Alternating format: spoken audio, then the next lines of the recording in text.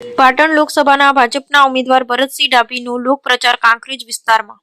ભરતસિંહ ડાભી પાટણ લોકસભા વિસ્તારના કાંકરેજ તાલુકાની મુલાકાતે આવતા ઢોલના તાલે કરાયું સન્માન.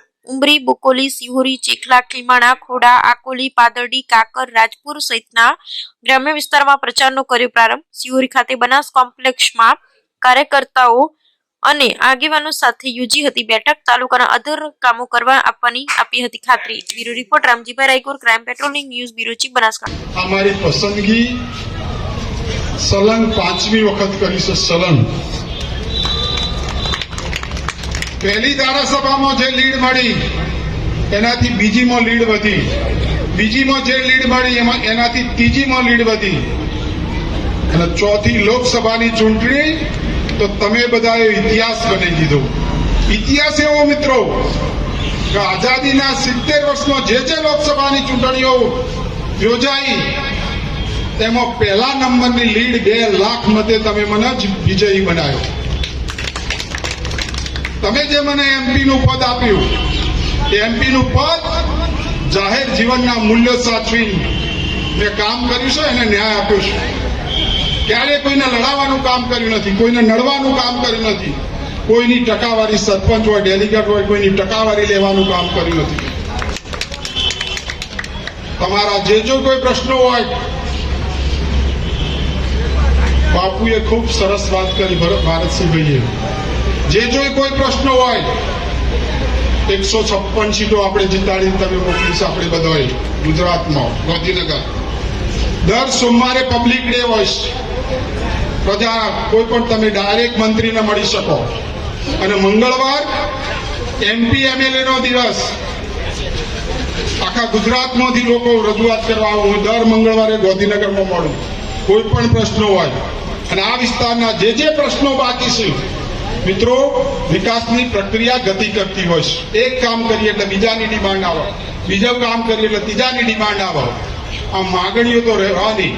આ તમારા જે પ્રશ્નો છે અને હું એ વખત પણ કહ્યું હતું અને આજે પણ કહું છું કે તમારા જે કોઈ પ્રશ્નો હોય એ તમારે જે રીતે કરવો હોય હું તમારી સાથે.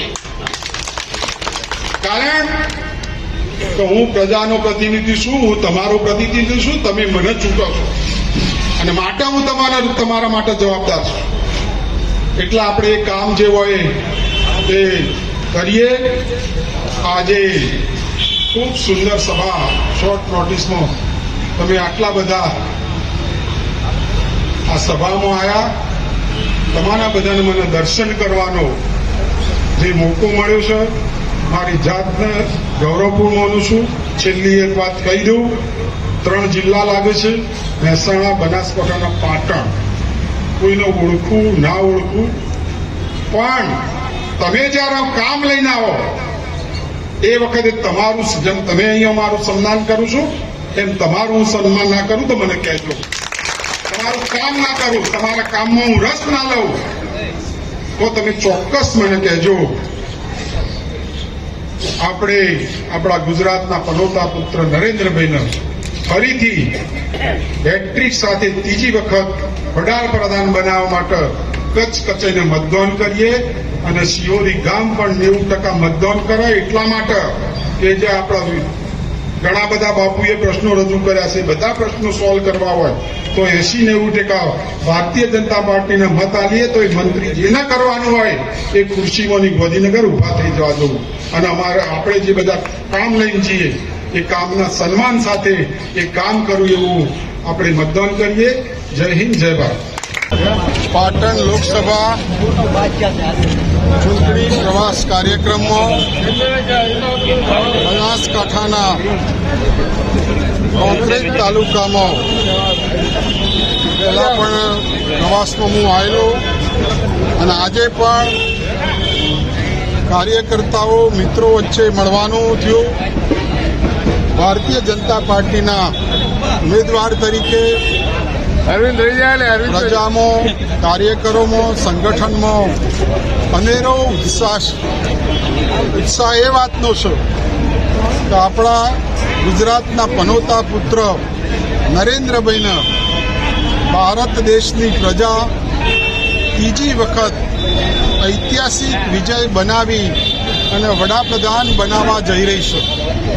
મારા પ્રવાસ દરમિયાન વિકાસના કામો, રસ્તાઓના કામો, પાણીના કામો, અનેક કામો ભારતીય જનતા પાર્ટીની સરકારે કર્યા છે. અને હજુ પણ જો પાણીની વ્યવસ્થા ના હોય, રસ્તાની વ્યવસ્થા ના હોય, તળાવોની ના હોય, એ વ્યવસ્થા અમે અમારી ભારતીય જનતા પાર્ટીના સંગઠન સાથે ખભે ખભો મિલાવીને પ્રજાના વિકાસના કાર્યો અમે કરવાના.